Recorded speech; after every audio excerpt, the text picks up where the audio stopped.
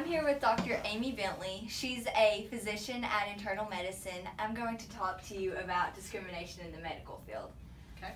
Can you recall a time when you experienced or witnessed an encounter with someone involving unfair treatment because of your gender? Yes, it's actually very common. And the thing that's interesting is it's not so much when I was in training. Because I would have thought it would have been more prominent there. Actually, I didn't have any problems in training except for one resident that was younger than me that was from a foreign country. But where I really noticed it is when I started private practice. And it is very obvious from patient point of view and to nursing and other staff members. It's not as much from other doctors, which is sort of interesting, but it is actually more from nurses, lab personnel, etc. And probably the first time that I really noticed it was when I was taking care of a patient in the intensive care unit. And if you're a female doctor and you're in the hospital, you better have your coat on, because you won't necessarily be acknowledged as a doctor. But the lab personnel had come in to draw blood, and I told the lab tech to just draw it through her central line so she wouldn't have to have a stick.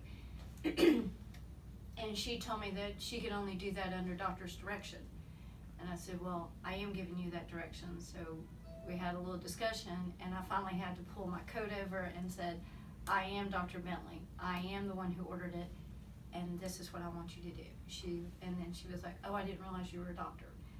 So it's been sort of interesting. That was the first occasion. There have been others, but now that I've been in it for 20 years,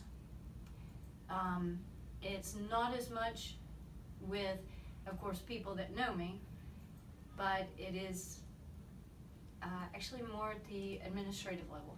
There's more difficulty in dealing with people who aren't doctors who are in the administration than it is for me to deal with doctors. We're here with nurse practitioner Andy Purcell today. Why don't you start off with telling us what you do in your practice? Sure. So I've been a nurse practitioner for about 7 years now. I have started working at Internal Medicine Associates about 4 or 5 months ago. Previous to that, I worked for the past 5 years doing trauma at UT Medical Center. Before that, my first job out of school was as a nurse practitioner at Cherokee Health Systems, doing primary care there as well. How prevalent do you think discrimination is in the medical field, and where have you seen it occur most often? Definitely have seen it occur most often in the hospital.